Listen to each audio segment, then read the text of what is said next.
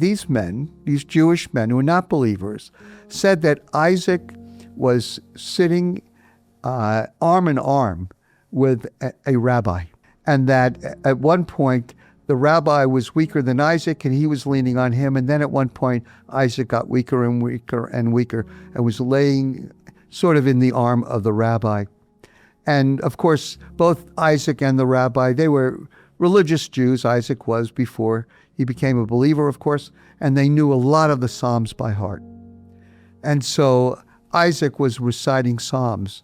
I'm sure he was reciting Psalm 23 because that is a funeral psalm, and I think Isaac knew he was about to die.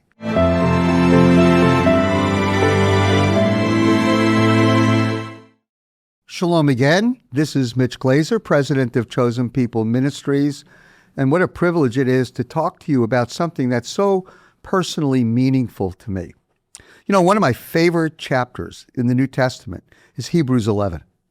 And in Hebrews 11, we have great vignettes, stories about great heroes. And they were heroes, actually not New Testament heroes. They were all Old Testament heroes. They were all Jewish heroes who suffered because of their faith and who fought against despondency and latched on and struggled to find hope. Abraham, Isaac, and Jacob, and so many others in the Old Testament. And you even have one incident where we really think it was Isaiah who was listed as one of those great prophets who was sawn in half and by his enemies. And so the book of Hebrews is wonderful.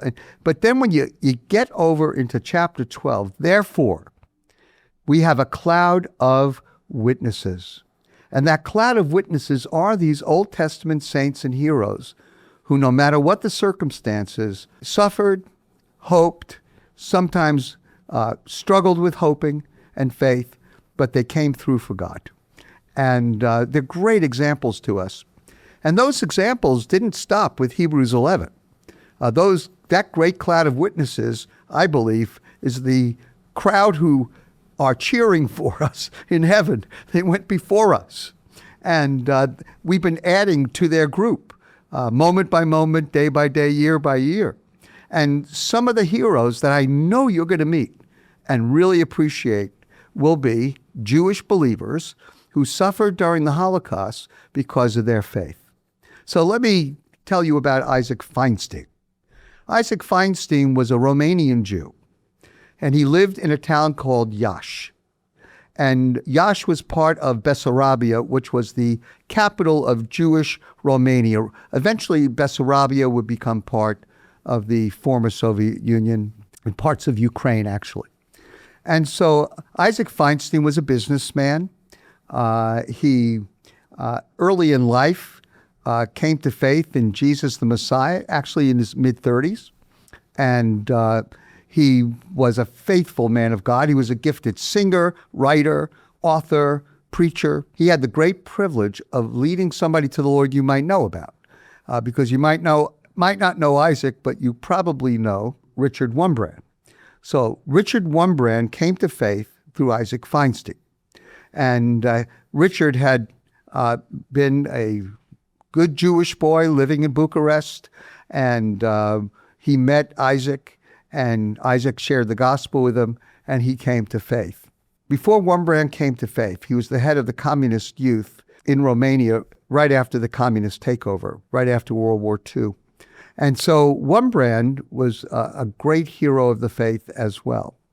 But he suffered in communist prison camps for years, and then eventually came to the United States, wrote the book Tortured for Christ, and Christ on the Jewish Road, two great books that you'll want to read if you can get them. And so Isaac Feinstein led Richard Wurmbrand to the Lord, and both Isaac Feinstein in Iași and Richard Wurmbrand in Bucharest started Messianic churches, Messianic congregations, where they sang in Hebrew and worshiped the Lord with a nice Jewish accent. And the food was probably kosher in their time of fellowship. But Feinstein was really brave, but he was also very smart. And he knew something was coming. Dark clouds loomed over Romania in the mid-30s. There was a group called the Iron Guard. And the Iron Guard were Nazi-like, but not Nazis. But they would identify eventually with the Nazi brown shirts. This is way before communism. Jewish people in Romania suffered great persecution. Their job options were limited. Their education was limited. The reason so many were in Bessarabia and in Iași and in Bucharest was those were places where Jews could live. They couldn't own property. They couldn't own businesses. And so there were a lot of restrictions on the Jewish people. A lot of people, including our own Joseph Hoffman Cohen, who is the son of our founder, went to Iași to meet with Feinstein in 1937, maybe early 38. And he tried to persuade Feinstein to come to America because Joseph Hoffman Cohen knew that things were going bad. And so did Feinstein. And Feinstein said, I can't. A shepherd needs to stay with his sheep. And so Feinstein stayed. One day, the Nazis were now invading Romania, not militarily, but they were working with the Iron Guard. And so the SS and the Iron Guard were kind of in cahoots. And already there were some very early concentration camps. And one day they burst into Feinstein's home, and he was married with 7 or 8 children at the time. And they burst into his home and they arrested Feinstein. They brought him to the police station. And then from the police station, they brought him to another, basically a torture chamber, and they beat him half to death. And eventually, Feinstein was put on a cattle car, a train, to go to a very early concentration camp. And let me tell you, most of the people who got on that train didn't make it to the concentration camp. And so some people say that the Nazis didn't need any help in Romania because the Iron Guard had already done their job for them. Feinstein was one of those people. A few days and months into Isaac's absence, his wife received a note from some of the Jewish people who were on that train who were not believers, who actually had been with Isaac at the police station and knew of him and liked him. They knew of him at the police station, and they were on the same cattle car train with him. And they eventually said, can we visit you? And so this was dicey because the Nazis were now in town. It was hard to get around for Jewish people. So they came to visit Isaac's wife, who was not Jewish, she was Norwegian. She was actually a missionary to the Jews who was ministering in Romania, and that's how she met Isaac. And then they were married and had a bunch of children. And so she was a very strong believer. And so these Jewish non-believers wrote to her. She said, of course, come over, and I'd love to hear the story of my husband's last days.